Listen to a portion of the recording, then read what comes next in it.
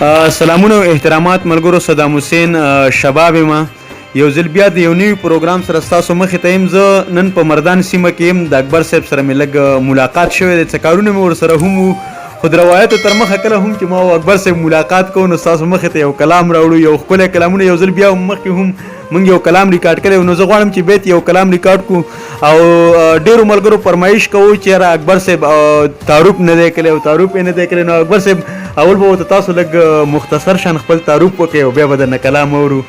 ډیره زیاته مننه شباب صاحب، صدام شباب صاحب چې زما یو ډیر زوړ ملګری دی، زمونږ ورسره د ادب رشته ده، زمونږ ورسره چې دی نو بالکل راشه درشه دي.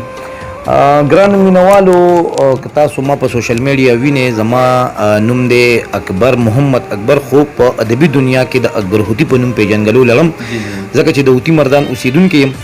د دې نه علاوه د پیشې په لحاظ باندې وکیل یم، وکالت کوم، او د هغې نه علاوه چې دی نو د ادب سره مې تعلق دی، د تحقیق سره مې تعلق دی، د کلچر زما سبجیکټ دی، د هغې نه علاوه ریسرچ دا وخت چې دی د پېښور پوهنتون چې کومه د پښتو اکیډمي ده زه د هغې د ریسرچ سکالر یم، د پی ایچ ډي سکالر یم، او د هغې نه علاوه په مختلفو اخبارونو کې، مجلو کې زما سیاسي او ادبي تجزیې هم دي، سیاسي کارکونه هم پاتې.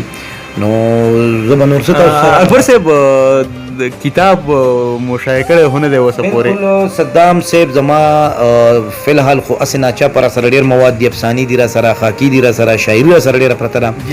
خو زما چې کوم پبلش کتابونه دي، چاپ شوي کتابونه، هغې کې یو مور کتاب زما چې تالیف شوي کتاب دی، او یو زما د شاعرۍ کتاب چاپ دی، زما خیال د محبت دی، د هغې په نوم باندې، او د هغې نه علاوه نور ډېر ناچاپه مواد دي چې په مستقبل کې زما ریسرچ دی، هغه هم انشاءالله د چاپ نه تیر شي او را به شي. ډېره مننه اکبر صاحب.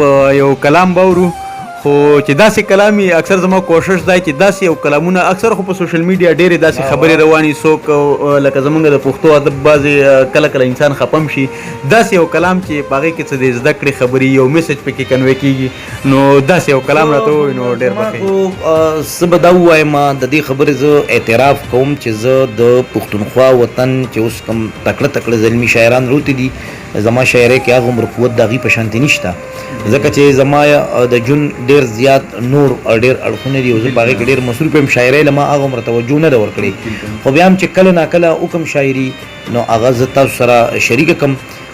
ډېر ښه شاعران دي، اورېدونکي به زما د شعر نه څه پیغام واخلي، خو بیا هم زه به د غزل شعرونه چې دي نو تاسو ته د خپلو کتونکو ته تاسو ټولو ته ډالۍ کړم، او د هغې غزل دی چې د هغې مطلب څه په دا ډول د صدام صاحب چې هم به دا قام جوړ کړو او هم به انقلاب وکړو، هم به دا قام جوړ کړو هم به انقلاب وکړو، هم به دا قام جوړ کړو او هم به انقلاب وکړو، اول چې کینو د ځانونو احتساب وکړو. واه زبردست، ډېر ښه. هم به دا قام جوړ کړو او هم به انقلاب وکړو، اول چې کینو د ځانونو احتساب وکړو.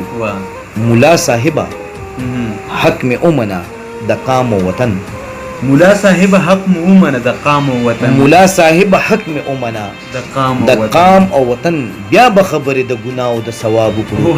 زبردست. ملا صاحب حق میں اومنا د قام و وطن، بیا به خبرې د ګناه او د ثواب وکړو. او شعر دی په محبت کې چا شماري د دیدنونو کړي، په محبت کې چا شماري د دیدنونو کړي، په محبت کې چا شماري د دیدنونو کړي، پرېږده سړیا څه حساب اوسه کتابو. په محبت کې دا شعر بیا وایه، په محبت کې چا شماري د دیدنونو کړي، پرېږده سړیا څه حساب اوسه کتابو کو.